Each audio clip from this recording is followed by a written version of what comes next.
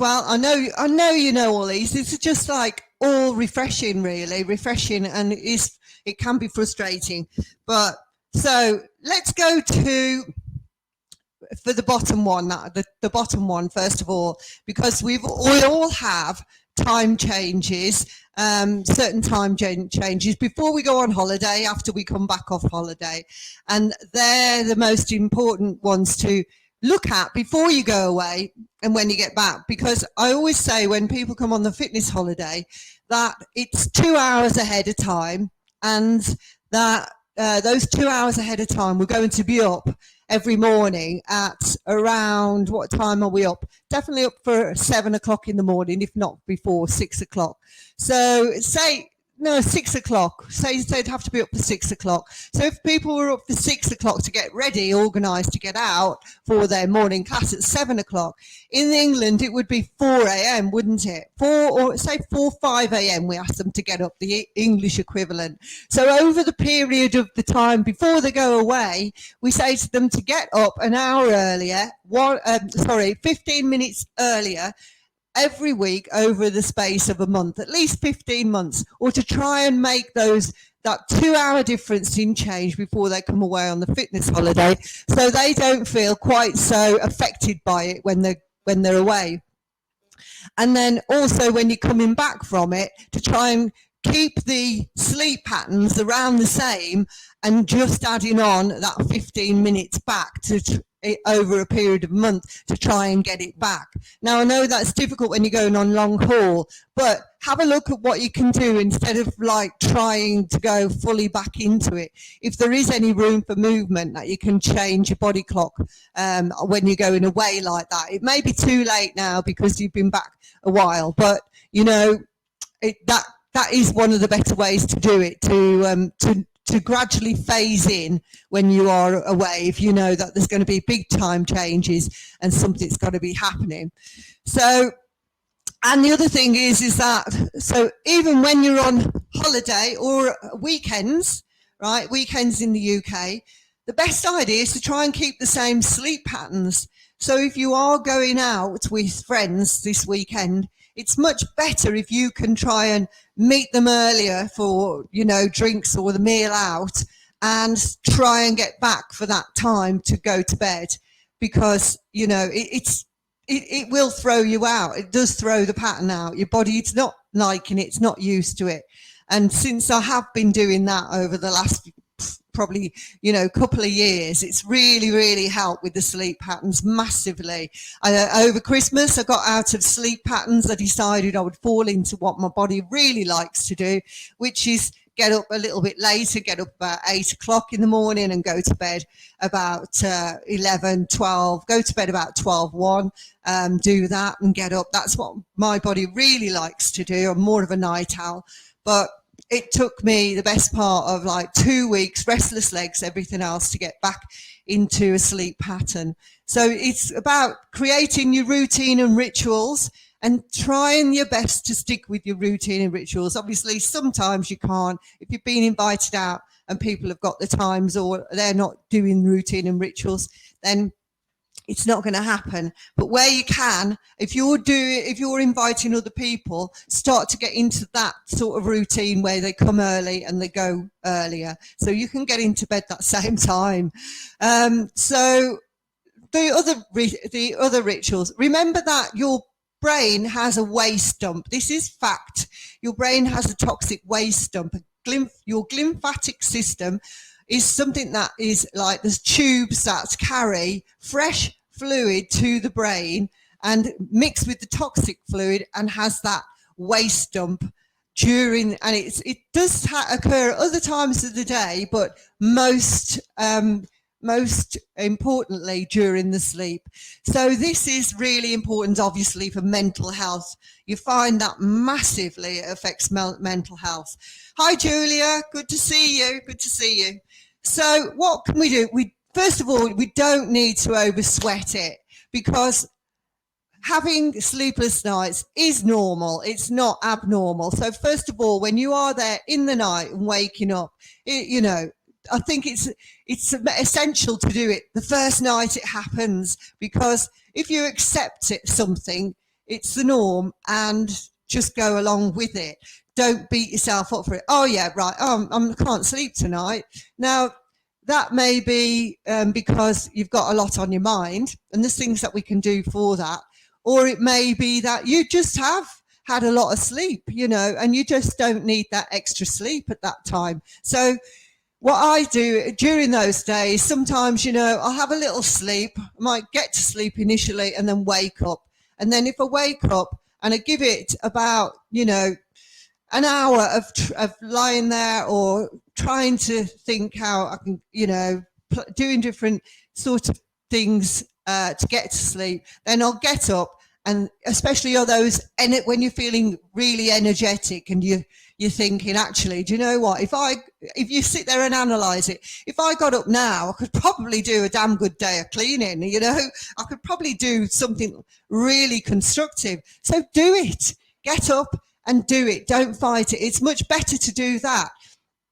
Get the jobs done. I focus on getting the jobs done that are the most challenging jobs. And doing all those jobs while I'm really fresh and awake, while I am alert and fresh, and phasing them out as the day goes on into the more sedentary jobs, and then getting to bed at the time that I should go to bed every night without any distractions and get in. And you find that that can regulate your pattern really quickly. It's when you sit there tossing, turning and stuff like that. So let's go back to little rituals that you can do. Obviously, bathe, nice bath, warm bath, not hot baths, not cold baths. The warm baths, don't have hot baths because they're just like, they're not really great for the body. They are also can dry out the skin, create some irritation and itching as well. So start this about 2 hours before you need sleep. No stimulating books. So if you're reading a blockbuster that is a murder or a crime or like, you know, anything that you've got to put your mind in to really try and solve or on the edge, don't do any books like that. Get rid of those books. Get rid of that type of television 2 hours before. If you can, 2 hours, eliminate. I don't. I like to listen. I do like to watch a bit of brain dead TV, I call it, on that time, just where I can sort of like start to relax, or I'll watch something that I've watched a million times before, really like it, makes me laugh, I know all the punchlines, I know everything. I prefer to always go to bed in a happy mood. I always do that. I always focus on something that's very light-hearted, makes me smile to go to sleep with. It really makes a difference for me. So watching repeats, a romance, a romantic book, you know, all that type of stuff there. This is big one. You might need another check-in with it. No caffeine after midday. And it really does make a difference, you know, and you may not notice because you're caffeine drinkers, some of you, I know you enjoy a cup of coffee. I'm caffeine susceptible to like that. So if I have one at 10 a.m. in the morning, I'm still feeling this like at 8 p.m. at night, that one Greek frappe that I have when I go away. So if I've ever gone over that midday and had one at 1 o'clock, 2 o'clock, I'm awake all night, totally awake all night. So, you know, that's my body. But if you're having a build-up of caffeine and you're doing it later, you may feel that that's what happening as well. And, you know, you go to some coffee shops and they've slipped in a double shot by mistake and they haven't told you. So these things happen as well.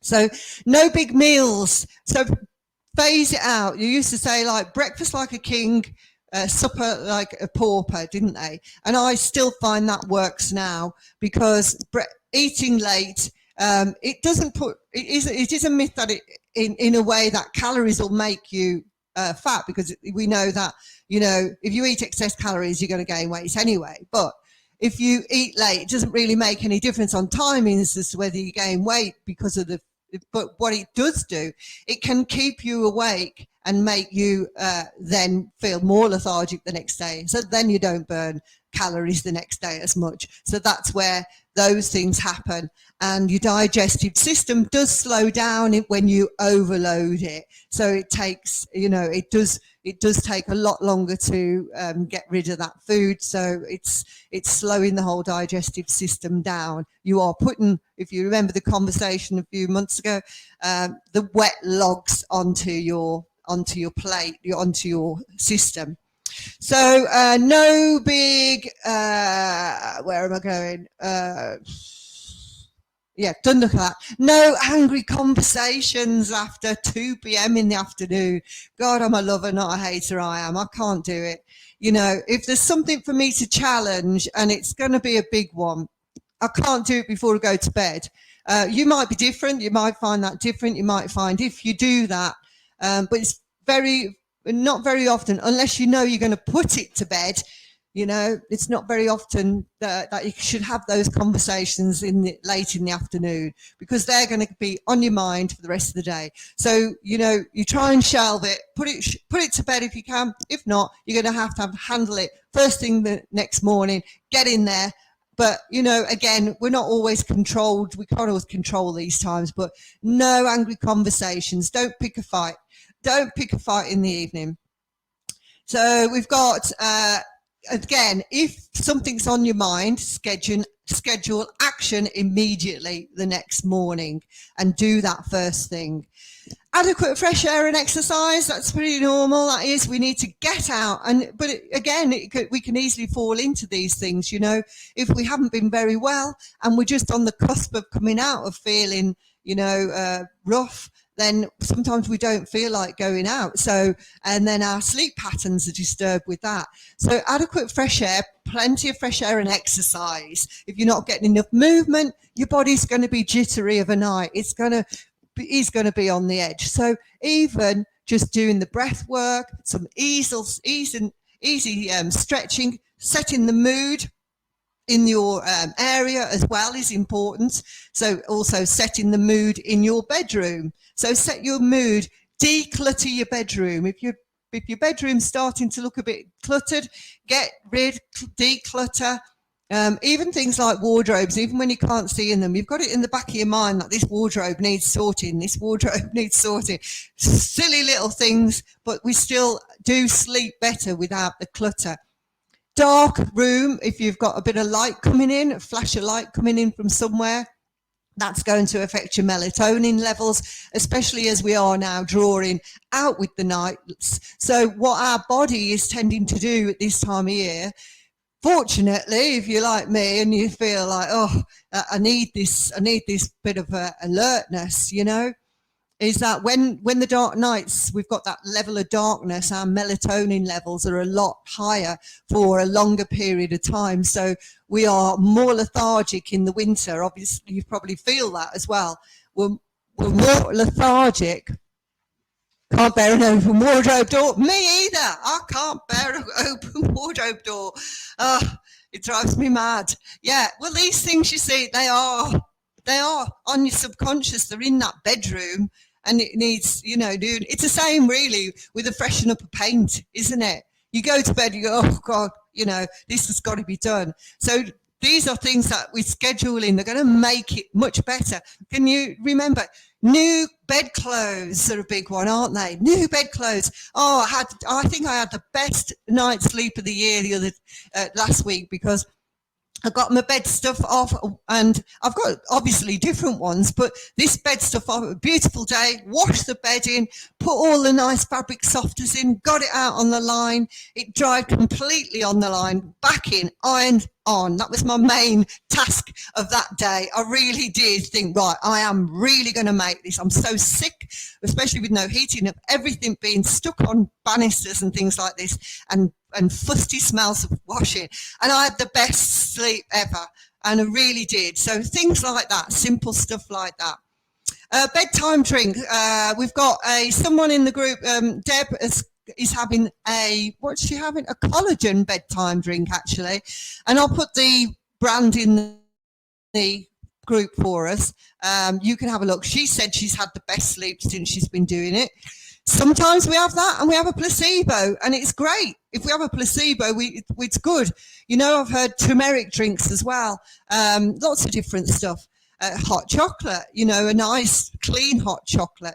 I did taste a lovely one the other day. Somebody had one with coconut milk, and hot chocolate and coconut milk really gave it a lovely twist. So have a go at that one. A sleep journal next to your bed. I'm going to race through these because we've got run out of time, but we've got a sleep journal through your bed. That toxic waste that you need, write all your stuff down, write your ideas out if you wake up in the night, unload it, dump it on there, and then go back. So let's have a look. We know alcohol affects it too. So alcohol, to give it, if you've been, and especially even for a few days after. So if you've had alcohol, it has disrupted your sleep patterns. Even if you went out like a light on the night that you had it, it's an unnatural sleep that you've had. So your body is going to fight to get back to that. Partners, sleep in beds with partners. Oh, if they're not very well, tossing, turning, then, you know, if you can, don't bear it, get out and go and have a spare room sleep for both of your sakes. It's going to help both of you, really is. I can't highlight that enough. You know, Kevin and his knee, he's got out and he's gone into spare room and that, and it's better, much better for both of us, much better. So screens, that's the normal one. These screens, that's why, you know, I'm really make conscious effort of like everyone. We'll be done on the chat. Let's get done on the chat, you know, as early as we can. If there's something you really want to share, want to get off your mind, do it, you know, but it's best if you can get your head out of those phone screens, computer screens. Essential, if you're going to bed at 11, it's got to be 9. If you're going to bed at 10, it's got to be 8, really, you know. Let's get that off. And I try to do that and try, you know, as much as possible. Obviously, you know, I still work late, so I'm doing, but it is working. It's even that determination. It's even that, like, telling your brain, I am finished now. I'm finished now, and that's off. And that's like, okay, oh, you're being authoritative with me. I'm going to do it. And you really do have to talk to yourself like that. And that really does make a difference. So if you are struggling with sleep and it's going on and on and on, see a doctor. Go and see the doctor. What can he give you? You know, I've never had to take any tablets for it. I'd rather work it through. I'd rather get up, do my jobs, regulate it like that. Restless leg the other day was a big one. So I did a bit of research on that, and it was like that you can have a drop in iron.